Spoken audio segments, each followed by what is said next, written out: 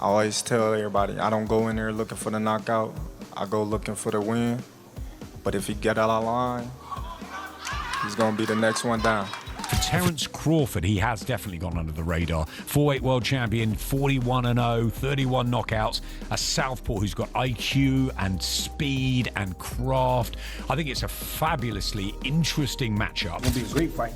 The reason I have so much confidence is because I really believe that Bud Crawford doesn't fear Canelo Alvarez. A lot of his opponents. Terence Crawford erupted at Canelo during a fiery press conference, making it clear that his mission is always to win inside the ring. However, he warned that if Canelo crosses the line or shows disrespect, things could quickly turn personal. Crawford's heated words highlighted his focus and intensity, proving he is mentally and physically prepared. His confidence leaves no doubt that he is fully locked in for the fight. You a yeah, there is stuff. You a see you a you hold talking to let Aaron you because you keep talking like a you doing all that talking. That's how you doing all that talking. You catch me, gotta come back. I come back. You don't talk, and you talking too much. This you want some attention. Some icon right here. This is gonna be legendary right here. Female ass. See y'all tuning in. This is a legendary old school fight. Get out some attention. Put the camera on him because that's what he's doing. Showing out like a female. Let him finish, bud. Go ahead, EJ. Yeah, all right. Greg Hackett has spoken strongly about Terence Crawford's chances against Canelo Alvarez, basing his belief on Crawford's fearless nature both inside and outside the ring. Hackett explains that Crawford never approaches fights with hesitation or intimidation, unlike many others who fold when facing a dominant figure like Canelo. He insists that Crawford's self-assurance is not arrogance but the product of years of discipline, victories, and adaptability. Hackett adds that confidence is a fighter's greatest weapon, and Crawford embodies that with every performance. Facing one of the sport's pound-for-pound elites demands mental toughness, and Hackett is convinced Crawford has it in abundance. For him, this fight is not an uphill struggle for Crawford, but another chance to shine under pressure. Canelo, they taking Crawford. You got people that was taking Crawford, they taking Canelo. Yeah. What do you make of it? It should be that way because we talking about a great fight here. We talking about two great athletes. So when it's like this, it's better for the betting. You know what I mean? All the people that like to bet, it's better for them. You know what I mean? Because nobody knows where the money gonna land. The reason I have so much confidence in this fight, you know, thinking that it's gonna be a great fight. The reason I have so much confidence because I really believe that Bud Crawford doesn't fear Canelo Alvarez. A lot of his opponents in the past were nervous and scared from the beginning. I don't think Bud feel that way at all. I think we can get a good rumble on our hands. You know what I mean? It's just gonna come down to the big question for Bud is can he take the shot? You know what I'm saying? The question I think for Canelo is does he get old? I say that for a reason. He got a lot of fights, bro.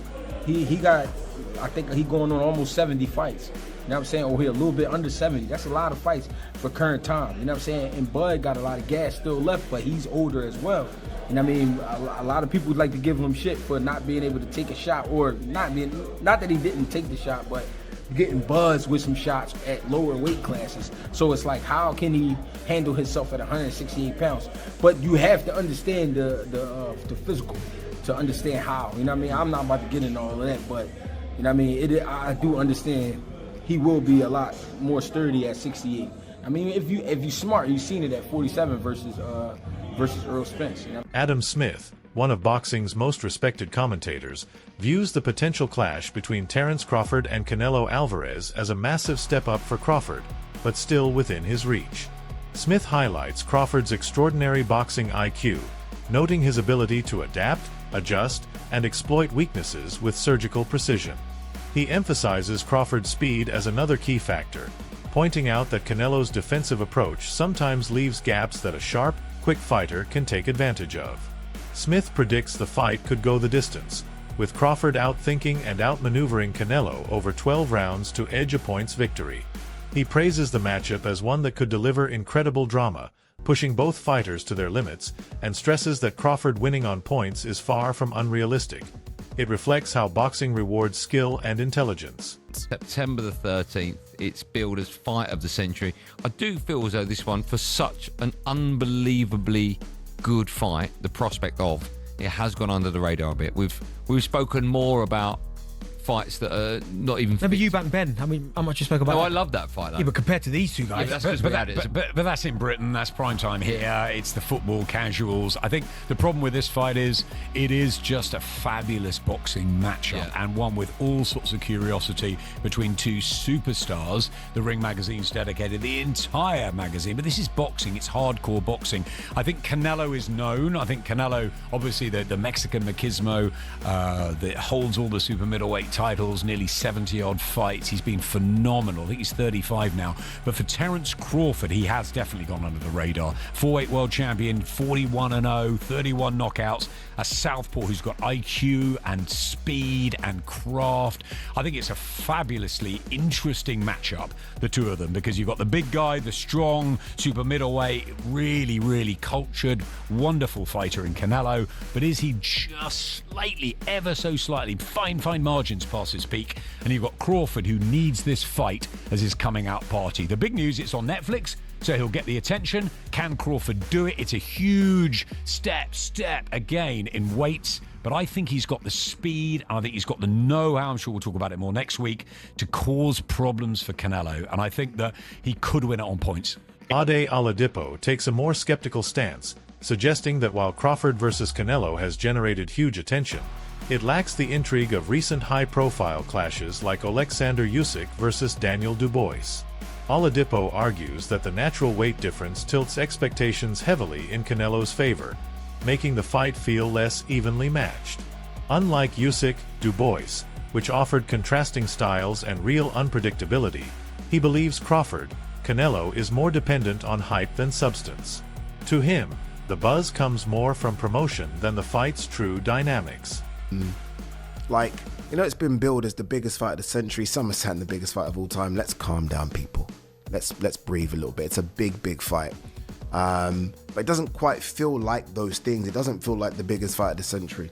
Like, this doesn't feel like, and maybe because I work these events, so it's slightly different, but this doesn't feel like Usyk Fury, for example. It doesn't feel like that at all. That felt like, oh my God, this is going to happen. Undisputed heavyweight title fight. Remember, this is an undisputed super middleweight title fight. It just feels a bit lacking of something. Like, I can't believe that Max Kellerman is now part of this. And again, for nostalgia, we haven't got a Max Kellerman face-off. Now, how Canelo speaks great English now. How we haven't got that? Just to kind of give it a bit of spice, because Canelo, with his English, it's like he's only learnt the bad words. He does chat a lot of shit. So I almost felt like we should have done that. Maybe because it's on Netflix, it hasn't got a bit of a push from ESPN. Obviously, there's no DAZN stuff, obviously, because DAZN are not covering it. I feel like it's lacking something. And maybe because both of them don't trash talk either. Because when I think of the biggest fights of the last sort of 15, 20 years, you've always had one side of the fight, or one side who's a big trash talker. In some instances, two. The biggest fights, again, Usyk Fury. Fury was happy to do all the trash talking. Sold it. Event went massive. Mayweather, Pacquiao. Mayweather is happy to do all that, right? Mayweather, McGregor. Hence why that went just colossal, because you got two of the biggest trash talkers ever doing it. This time, Canelo ain't saying anything. Crawford ain't saying anything. Feels a bit flat. Feels a little bit flat. Promoters have gone all out to brand Crawford versus Canelo as the fight of the century, transforming it into a global cultural moment. They have tapped into audiences beyond hardcore boxing fans, building hype that stretches across the mainstream. Netflix's involvement has taken things to another level, providing unprecedented coverage, behind-the-scenes content, and access that makes the event feel monumental. With documentaries, interviews, and press events carefully marketed, the fight has reached living rooms worldwide, even among those who rarely watch boxing. This promotional push blurs the line between sport and spectacle, creating anticipation on par with some of the biggest crossover events in history. I'm holding you to the standard you set. They're tagging this the fight of the century, colossal, super fight, Netflix, Dana White, right? So now we got to look at it. You can't tell me something. See, I'm not the type of person where you can pee on my leg and tell me it's raining. if that's you and you're gonna let somebody urinate on your leg and tell you it's raining, that's on you. But I don't do that. I'm a critical thinker, and I'm not just gonna listen to what you tell me and see if the facts don't support that, right? So if this is the fight of the century, let's look at it. Boxing tickets, Canelo versus Crawford, right? Since August 29th, tickets listed, $2,566 value, $7 million plus worth of tickets.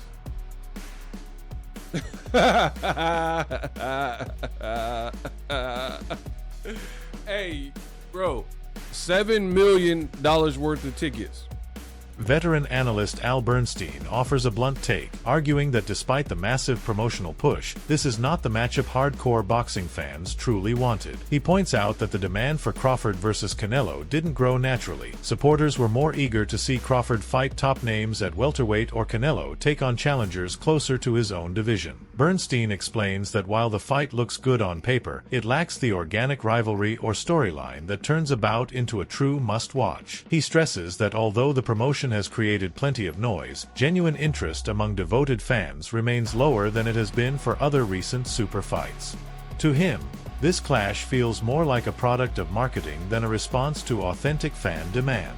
To have these two level of fighters meet, where does this rank at? I think it's one of those fights that, the interesting thing is, it wasn't as if every boxing fan said, boy, I can't wait to see Canelo fight Terence Crawford. In other words, it wasn't one of those fights. Like, there were more boxing fans that said, gee, I'd like to see Canelo fight David Benavidez. But, having said that, I mean, among the hardcore boxing fans. Having said that, what they did, and this happens sometimes in boxing, they come up with a matchup that wasn't on everybody's mind, but kind of makes sense. And the proof is in the pudding. If you do one of those kind of matches, and the interest is not there, you're going to find that out. For sure. In this case, obviously the interest was there because they've sold. I mean, I went online and looked at the the ticket sales and everything, and they've sold. It looks like they've already sold 40,000 seats. Oh yeah. Yeah, I believe there's they'll not sell it that many out. left in Allegiant Stadium. So that alone is an indicator. The amount of attention and coverage the fight has gotten, and this is one of those fights that will also have a good barometer as we get closer to the fight. How much is the mainstream sports media covering the fight? Yeah. You know, it used to be in the old days, big fights were covered all the time by the mainstream sports media, not so much in recent years. And so that's always a barometer of whether it, really is as big as we think. As far as the actual matchup is concerned, when it was originally announced, I thought they were going to have a hard sell in convincing people that Crawford could come up 2 weight classes and take on a 168-pounder because he already moved up.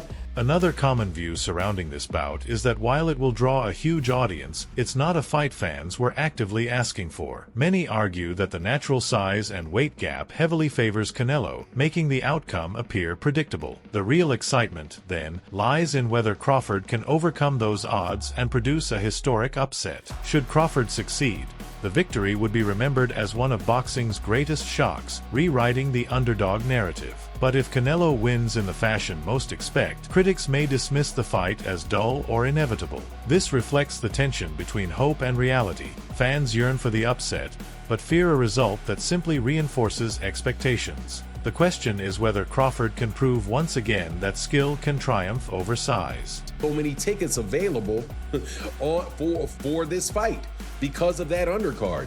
This promotion has been just, it's very interesting, man. Number one, there's no real reason for this fight to take place. Terence Crawford and Canelo. Nobody was asking for the fight. There's no natural connection between the two fighters. There's just two names that people think are on the top of a hypothetical list called the pound for pound list that many people act as if it's real. So they're two top pound for pound people, and they put them together and think this makes some big magic match. It may be a magic match once they get in the ring if Terence Crawford can overcome Canelo Alvarez. It's got a real potential for that. But what happens if the fight winds up just being what more than likely it'll be, which is Terence Crawford trying to get away from the bigger, stronger Canelo Alvarez? Because again, he's jumping so many weight classes. That's the gimmick. That jumping the weight class is the gimmick that is supposed to be attracting people to this fight. Gimmicks are not gonna pull it. And you can't tell me of the people. Now, there's gonna be many people in the stadium. People go to the fight for sure. There are gonna be people out there for that event. But you can't tell me that particular event with the fights that they have on that card is gonna be some memorable night of boxing, other than maybe it taking place in the main event. You have people, many of these fighters are not from the United States. As I look from them, I mean, I would have to go out and see in the United States, how many fighters from the United States do they actually have, right? Observers have been amazed by Terence Crawford's transformation at 175 pounds, far above his natural division.